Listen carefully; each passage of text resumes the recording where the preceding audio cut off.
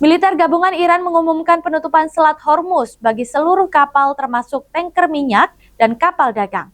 Langkah ini dilakukan di tengah meningkatnya ketegangan dengan Amerika Serikat setelah gelombang serangan baru yang dilancarkan Washington terhadap sejumlah target di Iran. Militer Iran mengumumkan penutupan Selat Hormuz, jalur pelayaran strategis yang menjadi lintasan utama perdagangan minyak dunia. Dalam siaran televisi pemerintah, Iran menyatakan seluruh kapal dilarang melintas dan memperingatkan bahwa setiap kapal yang memasuki wilayah tersebut akan menjadi sasaran. Keputusan ini diambil setelah Amerika Serikat melancarkan serangan terhadap sejumlah target di Iran.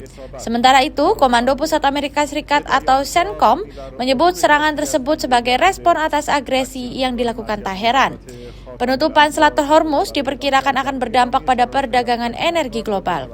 Iran diyakini memanfaatkan jalur strategis tersebut sebagai alat tawar dalam konflik yang semakin memanas dengan Amerika Serikat. قرارگاه مرکزی حضرت خاتم الانبیا صلوات الله علیه اعلام کرد در ادامه شرارت‌های آمریکای جنایتکار و با توجه به آغاز حملات ارتش متجاوز آن کشور به برخی از مناطق جنوب در استان هرمزگان از این لحظه به دلیل ناامنی در منطقه تنگه هرمز برای تردد هر نوع شناور اهم از نفتکش و تجاری بسته اعلام می‌گردد و هر گونه تردد مورد اصابت قرار خواهد گرفت.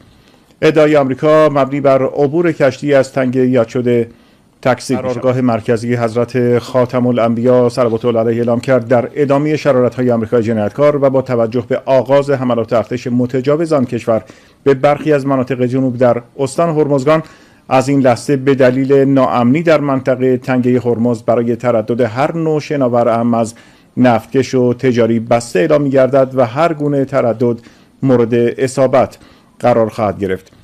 ادعای آمریکا مبنی بر عبور کشتی از تنگه یاد شده تکذیب می‌شود.